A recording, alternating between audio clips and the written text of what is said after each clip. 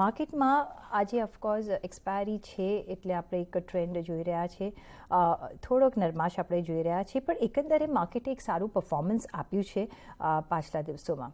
કઈ રીતના હવે તમે ટ્રેન્ડ જોઈ રહ્યા છો, અને જ્યારે Q4ના નંબર્સ આવવાનું હવે શરૂઆત થઈ ગયું છે, કઈ રીતના Q4ના નંબર્સ ગાઈડ કરી શકે છે માર્કેટના ટ્રેન્ડને? શ્યોર. સો આઈ થિંક કદાચ એકાદ દોઢ વર્ષ પછી અમને એવું લાગે છે કે માર્કેટમાં જે રિસ્ક રિવોર્ડ છે કદાચ થોડું અનફેવરેબલ થી અત્યારે હવે થોડું બેલેન્સ પોઝિશનમાં આવે છે. ઇન્ડિયાની જે પરિસ્થિતિ હતી કે આપણા વેલ્યુએશન્સ થોડા એક્સપેન્સિવ હતા, આઈ થિંક એ થોડા નોર્મલાઇઝ થઈ ગયા છે. આપણું જે રિલેટિવ પરફોર્મન્સ હતું બાકી ઇમર્જિંગ માર્કેટ સાથે, અને જે ઇન્ડિયાનું વેલ્યુએશન હતું compare to other emerging market, A premium ખૂબ જ વધી ગયું હતું છેલ્લા 3-4 મહિનામાં, બીકોઝ આપણે થોડા ફ્લેટિશ રહ્યા છે અને બાકી માર્કેટ્સમાં રેલી આવી છે. તો આજે એ પ્રીમિયમ બી હવે નોર્મલાઇઝ થવા લાગ્યું છે. તો આઈ થિંક વેલ્યુએશન પર્સપેક્ટિવથી આઈ થિંક ઇન્ડિયામાં રિસ્ક રિવોર્ડ થોડું બેલેન્સ છે, હવે થોડું અનફેવરેબલથી બેલેન્સ થઈ ગયું છે. મેક્રો તો ઇન્ડિયામાં હંમેશા સારું જ હતું, કે જ્યાં આખી દુનિયામાં રિસેશનની વાતો ચાલુ હતી, આપણે ત્યાં એટલીસ્ટ 6-7% ગ્રોથ તો આવી રહી છે, અને ઇન્ફ્લેશન બી એટલું મોટું પ્રોબ્લેમ નથી. આપણે જોયું કે આરબીઆઈ બી અત્યારે રેટમાં પોઝ લીધો છે. તો એટલે મેક્રો તો ચેલેન્જિંગ નહોતું, પણ વેલ્યુએશન થોડા ચેલેન્જિંગ હતા. આઈ થિંક એ નોર્મલાઇઝ થઈ રહ્યા છે. Q4 ની અર્નિંગ્સ એક્સપેક્ટેશન્સ તો ક્વાર્ટરલી અર્નિંગ્સ કરતા અગર આપણે એન્યુઅલાઇઝ્ડ અર્નિંગ્સ રેટ જોઈએ તો કદાચ થોડું બેટર વ્યૂ બને માર્કેટ પર. આપણે જોયું કે મોટી FY23 ની અર્નિંગ્સ જે છે એમાં એક 4-5% કટ આવી ગયો છે આફ્ટર ધ લાસ્ટ ક્વાર્ટર, અને એના ચાલતા જ આપણે જોયું છે કે કદાચ છેલ્લા 1-1.5 વર્ષથી માર્કેટ બી ફ્લેટિશ રહી છે, કેમ કે વેલ્યુએશન્સ થોડા સમયથી વધારે આગળ હતા, અને અર્નિંગ્સ પર થોડા ડાઉટ્સ હતા. એ ડાઉટ્સ હવે અર્નિંગ્સ કટની તરીકે અત્યારે એ પ્લે આઉટ થઈ રહ્યા છે.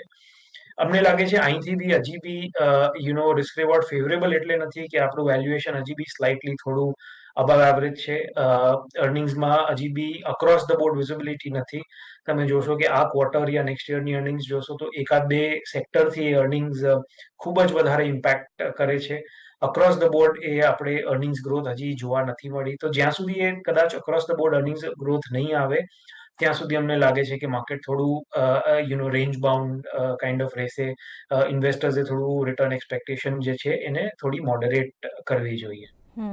તેજસભાઈ, આપણે વેલ્યુએશનની ઘણી વાત કરી છે, ઇન્ડિયન માર્કેટ્સ વેલ્યુએશનની ઘણી વાત કરી છે, અને જે સ્કૂલ ઓફ થોટ જે ચાલી રહ્યો છે કે ડોન્ટ યુ થિંક સો કે આપણે ડિઝર્વિંગ છે એ વેલ્યુએશન અને પ્રીમિયમ કરવા માટે, કે માર્કેટ ગ્લોબલ માર્કેટ્સના પેરેલલ રહેવામાં ફાયદો થઈ શકે છે? કયા ફંડામેન્ટલ તમને લાગે છે કે કઈ સ્ટ્રેટેજી ઇન્ડિયન માર્કેટ્સ માટે આગળ જતાં કામ કરી શકે છે વીઝ જો વેલ્યુએશન વધારે છે? તમે પણ હમણાં કહ્યું, તો તમને કયા એવા પોકેટ્સ લાગી રહ્યા છે કે જ્યાં હવે વેલ્યુએશન સબડ્યુટ થઈ ગયા છે?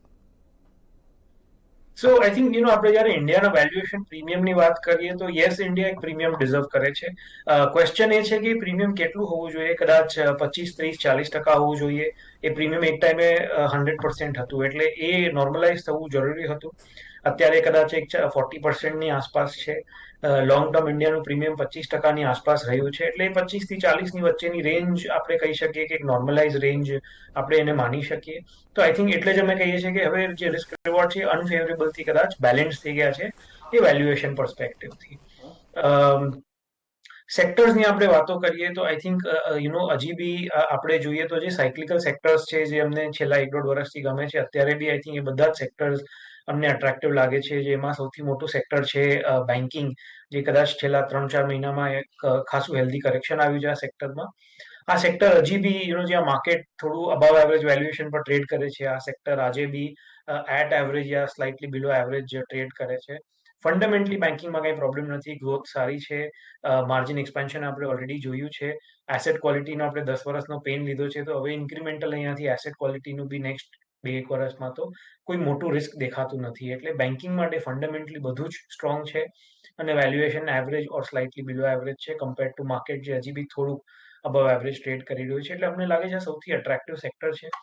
ઓબ્વિયસલી ઇકોનોમી અને ઇન્ડેક્સનો બી સૌથી મોટો સેક્ટર છે, એટલે આ સૌથી મોટું એક્સપોઝર છે અક્રોસ ફંડ્સ અમારા માટે, અને સૌથી મોટું ઓવરવેટ છે અમારા માટે in all are fund.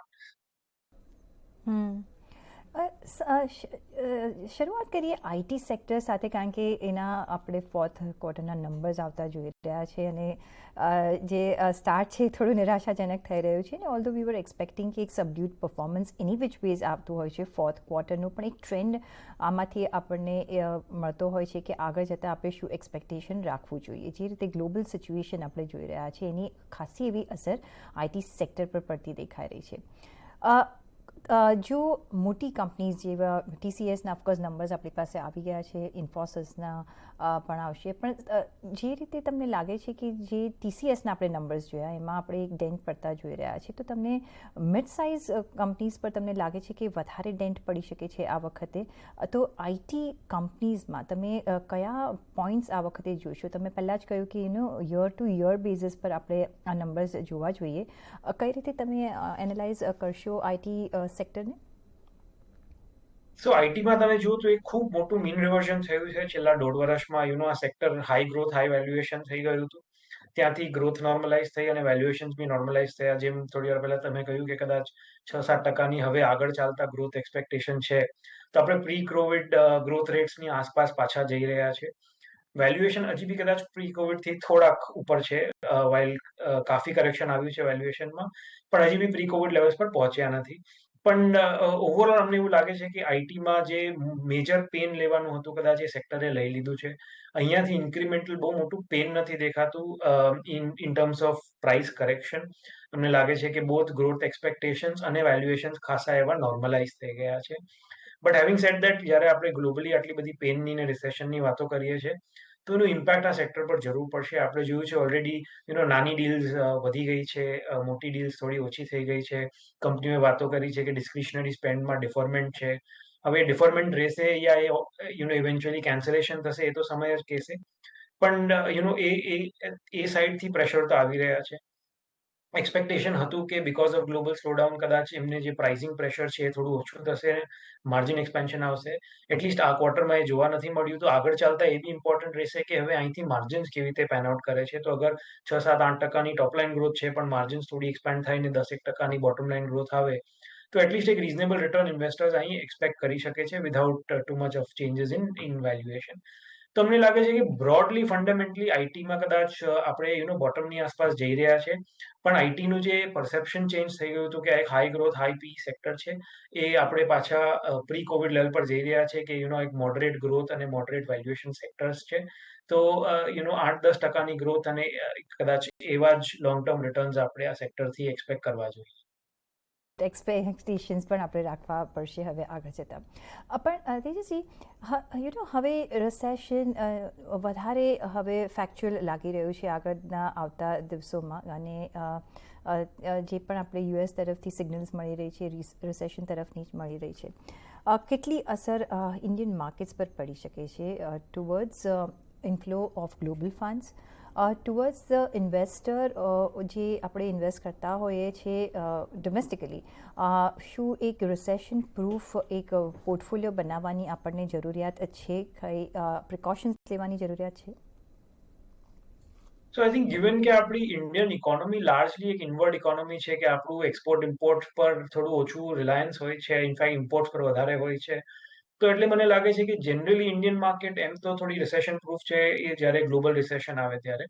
Obviously સેન્ટિમેન્ટલી A flows અને પીને થોડું ઇમ્પેક્ટ કરે છે, પણ ઇન્ડિયન બિઝનેસીસને એટલું મોટું ઇમ્પેક્ટ નથી કરતું. એટલે આઈ ડોન્ટ થિંક ડોમેસ્ટિક ઇન્વેસ્ટર્સે બહુ વરી કરવું જોઈએ કે આ ગ્લોબલ રિસેશનથી ઇન્ડિયામાં શું થશે. એ જે બી રિએક્શન હશે કદાચ શોર્ટ ટર્મ હશે, ત્યાંથી આપણે કદાચ બહુ સારી રિકવરી જોશું. આપણે જોયું છે કે જ્યારે 2008ની ક્રાઇસિસ આવી, એની પહેલાની બી જ્યારે ગ્લોબલ ક્રાઇસિસ આવી છે, ત્યાંથી ઇન્ડિયા હંમેશા કાફી સ્ટ્રોંગ બહાર આવ્યું છે. અને અત્યારે બી એક્સપેક્ટેશન એ જ છે કે ડોમેસ્ટિક કોઈ મેજર ચેલેન્જીસ નથી, અને ધેરફોર જ્યાં સુધી આપણે થોડું ડોમેસ્ટિક ફોકસ્ડ ઇન્વેસ્ટમેન્ટ કરીએ છીએ અને થોડું વેલ્યુએશન પર એક નજર રાખીને આપણે ઇન્વેસ્ટમેન્ટ કરીએ છીએ, તો આઈ ડોન્ટ થિંક ડોમેસ્ટિક ઇન્વેસ્ટર્સે બહુ વરી કરવાની જરૂર છે. ફંડ ફ્લોઝની તમે વાત કરી, આઈ થિંક આપણે છેલ્લા 1-1.5 વર્ષમાં જોયું છે કે ઓલરેડી જે ફોરેન ફ્લોઝ છે તો કાફી વીક થઈ ગયા છે. અહીંયાથી એવું લાગતું નથી કે ઇન્ક્રીમેન્ટલી બહુ વીક થશે. કદાચ ઇમર્જિંગ માર્કેટ્સમાં એ ફ્લોઝ થોડા ઓછા થઈ શકે, પણ જેમ મેં કીધું એમ કે અત્યારે ઇન્ડિયાનું રિલેટિવ વેલ્યુએશન હવે ઠીકઠાક લાગે છે, અને બાકી માર્કેટ્સ હવે બહુ સારું પરફોર્મ કર્યું છે ઇન ધ રિસેન્ટ પાસ્ટ. તો કદાચ એ ફ્લોઝ રીઅલાઇન થઈ શકે કે બીજી માર્કેટથી પ્રોફિટ બુકિંગ કરીને ઇન્ડિયા જેવી માર્કેટ જે એક ઇનવર્ડ લુકિંગ અને સ્ટ્રોંગ ડોમેસ્ટિક કન્ઝમ્પશન સ્ટોરી છે એવી માર્કેટ્સમાં આવી શકે. તો અમને લાગતું નથી કે ફોરેન ફ્લોઝમાં હજી બી અહીંયાથી આઉટફ્લોઝનો બહુ મોટો રિસ્ક છે. સવાલ એ છે કે આ આઉટફ્લોઝ રિવર્સ ક્યારે થશે.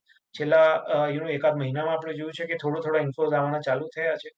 જો આ એક સ્ટેડી સ્ટેટ પર ઇન્ફ્લોઝ ચાલુ રહ્યા તો આપણા માર્કેટને એક સારું સપોર્ટ મળશે.